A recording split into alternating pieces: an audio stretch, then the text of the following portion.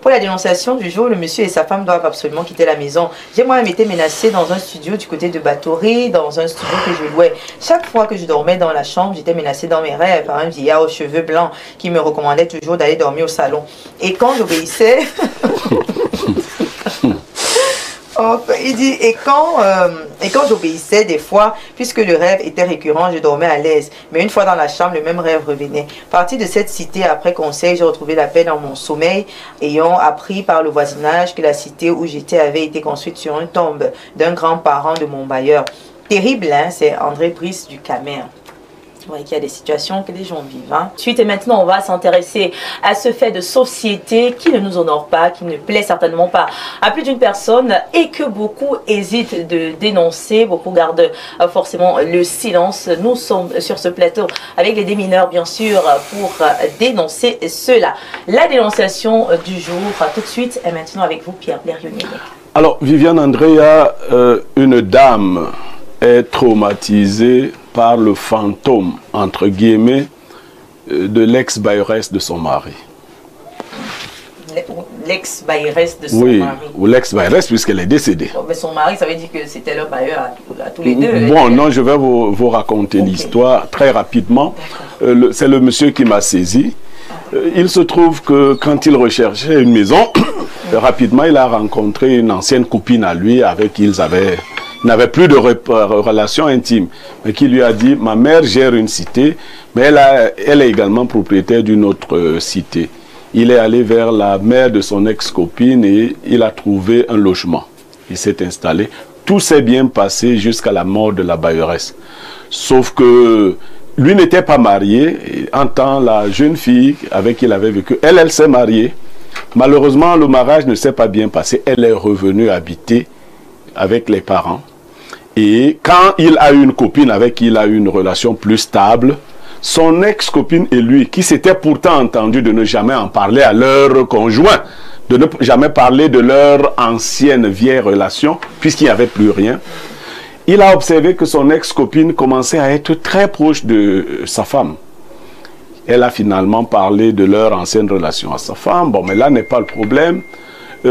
Par la suite, sa femme a commencé à avoir des visions, on dit cela, estoplasmatiques. Bon, on va dire ça autrement. En français facile. Oui, sa femme a commencé à voir une femme bizarre qui lui apparaissait.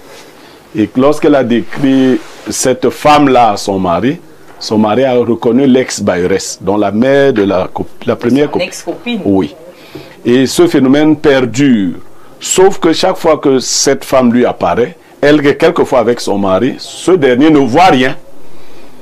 Il y a quelqu'un qui voit et lui dit, là, voici, elle ne veut pas bouger. Et donc, il a pensé à un moment donné que le cerveau de la fille lui jouait des tours, mais s'était rendu compte qu'en fait, la fille n'a jamais connu la bailleresse. Il se demande ce qui se passe. Il est pour l'heure à la recherche d'un autre domicile. Mais il ne sait pas, oui, il veut partir de là, il est en train de tout faire pour partir de là. Vous savez, ce n'est pas évident. Mais il a en même temps ce problème, il se demande s'il va être poursuivi, si sa femme va être poursuivie par ce démon. Et il voudrait savoir pourquoi d'ailleurs ce démon-là poursuit sa femme qui n'a rien fait dans l'affaire. D'accord, une histoire digne d'un film d'horreur. Ouais. Parce que là, quand même, hein, on a l'impression de vivre ce qu'on voit souvent à la télévision, dans la réalité. Une femme que vous n'avez pas connue, oui. Vous ne l'avez jamais rencontrée, elle est même décédée. Il a même donné certains détails. La bailleresse avait un chien qui constamment aboie gravement dans la nuit. Comme lui, il garde sa voiture devant sur la cour de la bailleresse, il sort pour voir si c'est des bandits qui sont venus... Ce sont les esprits. Il ne voit rien. Mais le chien aboie à tue-tête, à tout rompre. Très fréquemment. Donc il commence lui-même à avoir très peur. Je suis estomaqué. Je n'aimerais vraiment pas être à la place ni de l'homme. Non, le chien est là. Le chien est là. Le chien de l'ex-bailleur. Oui, lui, il vit toujours. Non, puisqu'il aboie, donc il aboie quand même. Pour aboyer, il doit vivre. Ah, donc vous êtes avec nous quand même ce matin. Vous êtes là? J'essaie de comprendre déjà. D'accord. Donc voilà ce que nous dénonçons ce matin. Alors la situation est quand même assez difficile à digérer. J'espère sur le plateau que vous avez quand même digéré. Ibrahim Maxime, quelle solution? Est-ce que vous pensez que la femme qui vit dans la maison actuellement avec le monsieur devrait donc plier bagages et prendre la peau de s'enfuir? Parce que là on parle d'attaque mystique, hein, ce n'est pas c'est spirituel, c'est-à-dire que son ex-belle-mère était spirituellement assise et elle a su s'asseoir chez elle. Elle a la capacité de se téléporter pour apparaître chez elle dans son ancienne maison quand elle veut parce qu'elle était assise. Donc c'est pas sa maison. Hein, c'est sa maison. Elle a laissé ses souffles, ses racines là-bas, etc. Donc elle a la capacité de le faire. Le conseil, c'est que ce monsieur quitte la maison. C'est-à-dire qu'il n'y a pas 46 solutions. Joseph l'a dit tout à l'heure. La belle-mère est venue prêter main forte. C'est-à-dire que sa fille n'a plus de mari. Elle était partie à mariage, ça s'est pas bien passé. Maintenant elle est à la maison. Et ici, il pourrait y arriver que la belle-mère trouve que si les deux sont même déjà ici, pourquoi est-ce que on va pas chasser l'étranger? C'est-à-dire qu'on apparaît que à l'étranger, soit on apparaît qu'à l'étranger, soit en fait la copine actuelle est légitime, a des yeux spirituellement ouverts, c'est-à-dire qu'elle peut voir la présence des entités spirituelles au-delà de voir la présence des simples êtres humains. Donc moi je pense que si ce monsieur aime sa femme et s'il aime même sa propre vie, qu'ils prennent sa femme et qu'ils aillent directement trouver un autre lieu où ils vont passer leur journée. Je pense au moins que quitter de la zone que maîtrise cette ex-belle-mère qui est décédée serait déjà un pas considérable pour la séparation, même s'il y a des liens spirituellement qui pourraient être, dont on pourrait avoir la nécessité de détruire. D'accord. Allons donc, vous qui êtes si calé en spiritualité, j'imagine que vous comprenez mieux, n'est-ce pas, cette situation. C'est vrai, les autres ont essayé d'évoquer l'esprit de la belle maman, voilà, qui reviendrait peut-être pour aider à unir davantage les deux enfants, les deux jeunes. Mais est-ce que quelque part, vous pouvez... Moi, par exemple, j'ai pas encore vu un mauvais esprit ou bien, je sais pas, même si peut-être j'ai été victime d'attaque mystique, je ne sais pas, parce que j'ai jamais rien vu. Est-ce que si vous-même, vous n'avez pas quelque chose aussi dans ce sens-là, si vous-même, vous n'êtes pas dans des guerres mystiques, vous pouvez voir quelqu'un qui revient, un fantôme, et en plus, le gars, lui, ne voit pas. Est-ce qu'il y a quelque chose qui cloche quand même? Est-ce que ça a un sens? Est-ce que ce n'est pas une bataille qui a commencé mystiquement entre eux et maintenant comme elle n'arrive plus à gérer, elle fait appel maintenant aux humains que nous qui n'avons pas été là quand ça a commencé mystiquement.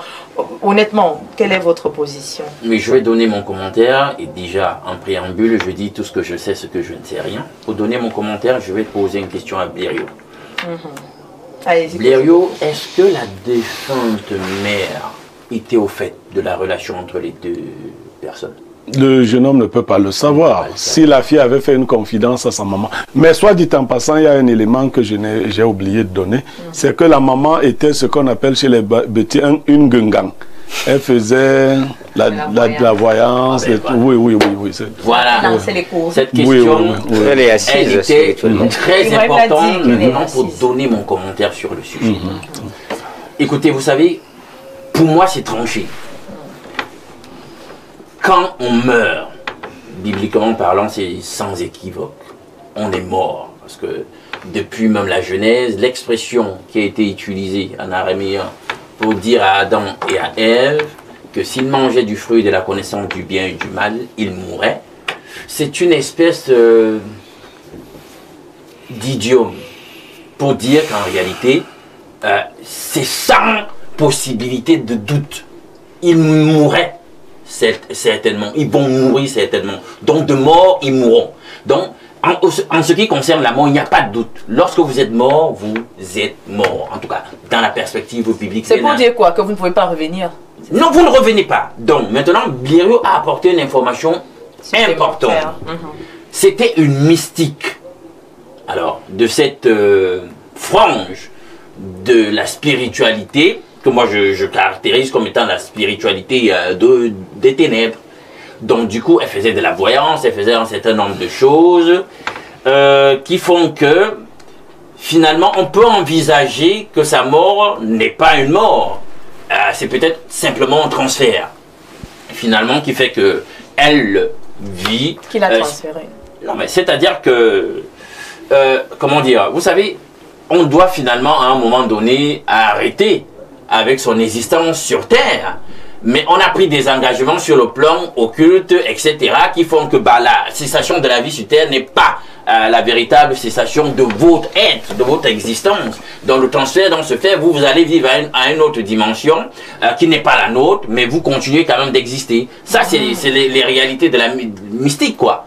Donc, il faut envisager cela. Mais je dis que dans le cas d'espèce, même si on envisage ça, je pense qu'ici, vous savez, le monde de l'occulte, c'est aussi un monde de la machination. Je pense que la fille de la défunte a toujours des sentiments. En tout cas, il y a une certaine appétence qu'elle porte sur le monsieur. Elle veut machiner, elle manœuvre en réalité pour dissuader celle qui est là. Mais pourquoi ne pas le dire physiquement? Non, pourquoi faire appel aux esprits? Mais elle a déjà commencé à elle est d'abord elle-même la fille d'une mystique. Elle est certainement une charge mystique en héritage. Il y a des entités qui sont avec elle. Et elle sait certainement que ce qui se passe entre les deux, hein, le monsieur en question et sa présente compagne, est assez solide et assez sérieux. Elle ne peut pas aller frontalement, d'accord, dire que bah, j'ai toujours, je désire toujours me remettre avec ton homme, etc. J'imagine la colère, surtout que ça se fait chez elle. Elle a commencé par une petite manœuvre. On lui a dit, là, on n'en parle jamais, ne parle pas de notre passé parce que ça n'a pas d'importance. Ça n'est plus d'actualité. Voilà, je ne vois pas pourquoi ma présente compagne devrait être au fait de cette situation. Il n'y a rien entre nous. Il est préférable que ce soit ainsi. Mais elle a quand même trouvé le moyen d'aller en parler. C'est malicieux quelque part. Parce que si vous donnez votre engagement, si vous vous engagez à dire non, je ne vais pas en parler, respectez l'engagement. Or, Blériot nous fait clairement comprendre qu'elle a violé la parole qu'elle a donnée à ce sujet. Donc, elle est en guerre, mais une guerre très sournoise. Elle veut reconquérir le monsieur.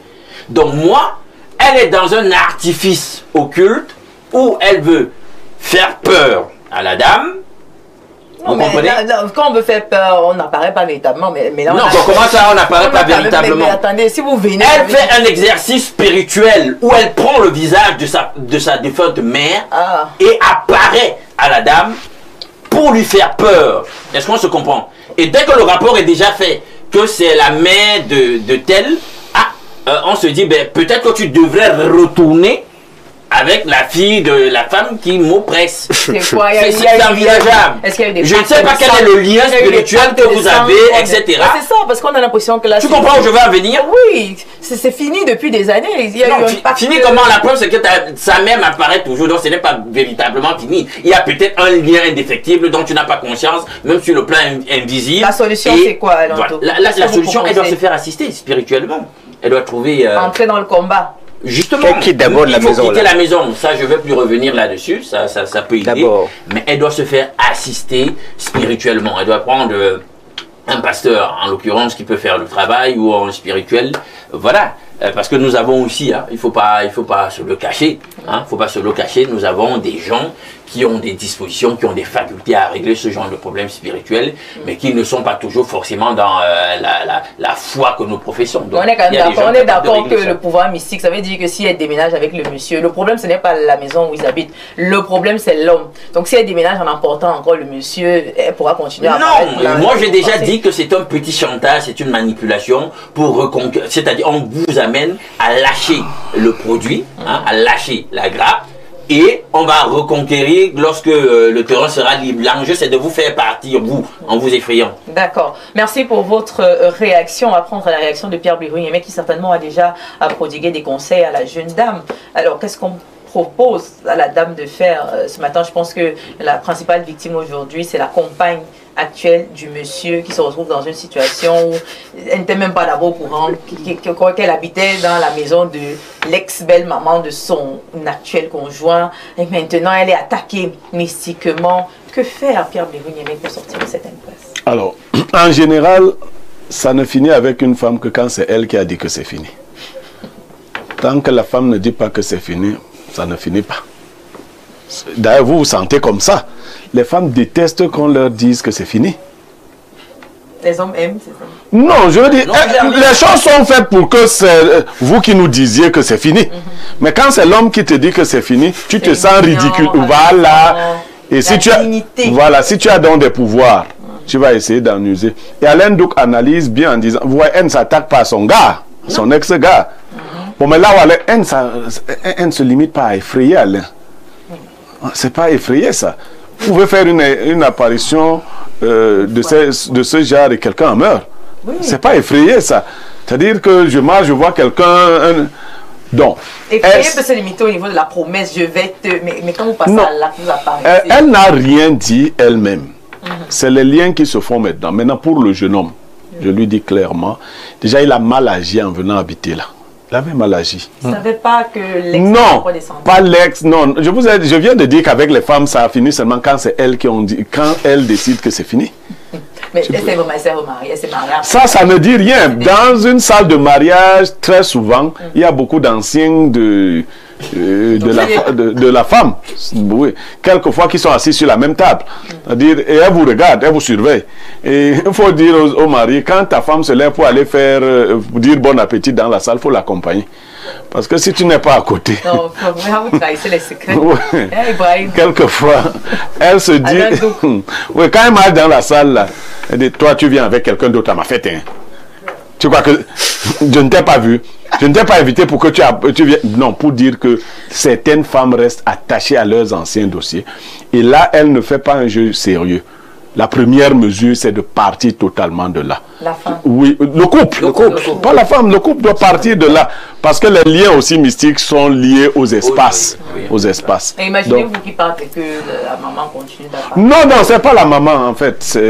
Alain a bien vu, c'est bien la fille qui a souvent travaillé avec sa maman. Qui connaît donc le phénomène, comment on porte le corps. Elle a hérité. Parce qu'en fait, ça se dit littéralement porter le corps d'un mort. Alain l'a dit et il faut le dire. Les fantômes en eux-mêmes n'existent pas. Non. Le mort n'est pas celui qui agit.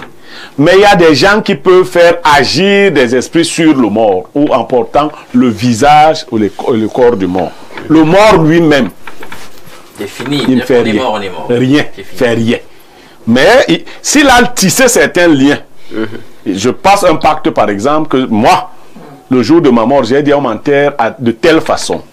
Et j'ai été un mystique. Alors, ces esprits se chargent. Et vous avez souvent vu des cas comme ça. Par exemple, mes enfants décident de désobéir à mes instructions. Ces esprits viennent donc me défendre et portent ce corps. On a vu des corps refuser que la voiture voyage. Ouais, arrêter le moteur, refuser même. On a vu même un corps refuser d'entrer dans le cercueil. C'est-à-dire, il a grossi. On a pris les mesures avant. Non, on est même allé faire un autre cercueil. Il a encore plus grossi. Oui, on a vu des choses. La sorcellerie. Où effectivement, c'est-à-dire la manipulation des morts. Mais ça, il faut avoir passé les contrats avant. Ceux qui n'ont pas passé les contrats avant, même si tu étais simple sorcier, tu ne feras rien. C'est pour cela que vous pouvez voir que dans la succession de quelqu'un, on méprise tout. Un homme qui était puissant, on marche sur sa maison, on tape sa femme, on chasse ses enfants du village, et les gens se demandent, il est où le puissant qui était ici? Donc ce n'est pas tous les corps, les morts qui sont capables de le faire s'ils n'ont pas pris d'engagement avant. Maintenant, après cela, puisque ce jeune homme, d'après son récit, ne doit rien à cette femme, il lui doit rien. Et d'ailleurs, il faut préciser que c'est elle qui avait rompu avec lui. Donc, elle a changé d'avis. Elle a changé d'avis parce que sa vie n'a plus donné là où elle est allée. Donc, voilà. Elle veut récupérer ce qui lui appartient. Ça lui appartient. Mais il a commis une double erreur. La première erreur de revenir s'installer là, qui a induit la deuxième erreur, c'est-à-dire de mettre en amitié son ancienne copine avec sa femme. Ça ne marche pas. Les femmes sont d'une curiosité inimaginable. Si votre femme cause avec votre ancienne copine, un mot va glisser. Bon, parmi les miennes, moi j'ai une enquêtrice. Donc, oui, bien. Donc, correspond à ce profil. Voilà, un mot va glisser et elle va comprendre que non. L'affaire, si ces gens-ci se connaissent. Non, ce n'est pas comme on m'a présenté. Il y a anguille sous roche. Donc, il ne faut pas le faire. Certains hommes qui tentent souvent d'ailleurs de le faire, de mettre en amitié leurs anciennes copines avec leurs femmes en disant que c'est ma petite soeur, c'est une amie comme ça. Non. Plus tu parles, plus l'autre engrange les indices. Ça t'échappe un jour que... je sais pas, prenons un prénom comme ça. Désiré aime bien le couscous bien pilé. Là. Toi, tu connais les goûts précis de mon mari. Donc, il faut éviter. Bon, maintenant, il aurait dû, lorsqu'il a retrouvé sa femme, là, lui en parler. Il ne l'a pas fait. Il faut qu'il parte de là, qu'il s'installe dans un autre lieu et puis je crois que ça va passer. Est-ce qu'il ne vous est pas arrivé quand même aussi de vous dire que l'homme aurait joué un double jeu à un moment donné? Parce que pour qu'une femme quand même s'attache autant à un homme qui vit avec une autre femme, bien que ce soit dans la maison de sa maman, il faudrait quand même qu'il y ait les femmes ne sont pas quand même des folles qui se lèvent un matin et voilà, les sentiments renaissent du jour au lendemain alors qu'on s'est séparés depuis longtemps. Il y a quand même une petite raison. Il y a un oui, la raison est évidente. Quand ils se sont séparés, l'homme avait une vie délabrée, il n'était pas sérieux. Et bon, elle ne voit... Oui. Non, il n'y a jamais rien eu de temps en temps. Mais je crois que elle le voit se responsabiliser au fur et à mesure que le temps passe. Et les femmes à un certain âge ne calculent plus si tu es beau, si tu es ceci. Elles regardent le côté responsable. Et elle est en train de voir que le gars prend du volume, il devient plus posé. Elle est allée gâter son mari là-bas avec la sorcellerie que sa mère lui a donnée. Ben maintenant, elle revient ici pour gâter aussi ce foyer et récupérer le mari à autrui. Donc, en fait, c'est ça le processus. Elle est perdue là. Elle se dit que j'ai mon ancien... Qui est à côté, voilà. Non, mon bon. La chèvre. Voilà, attachée. Voilà. Donc, c'est comme ça qu'elle raisonne. C'est quand même méchant. Hein. C'est méchant, c'est méchant. Bon, mais quand on pratique la sorcellerie, on est forcément méchant. On est forcément méchant. Ouais. On veut arracher ce qui ne nous appartient pas. Et cet homme-là, c'est quand même qu'il avait une conjointe sorcière. Non, c'est maintenant qu'il comprend. Parce que c'est quand il est allé habiter là-bas. Bon, il a vu sa belle. Non, s'ils étaient jeunes. Non. Mais ça, c'est un gars qui était attaché, c'est moi. Non, c'est quand il a commencé à voir sa belle-mère faire des choses qu'il s'est dit que la famille là n'est pas... Bon, mais comme il m'a dit, il ne s'intéressait vraiment pas. Le genre qui mène ses activités, si tu fais tes trucs là-bas, ça te regarde. Jusqu'au jour où c'est venu dans sa maison. D'accord.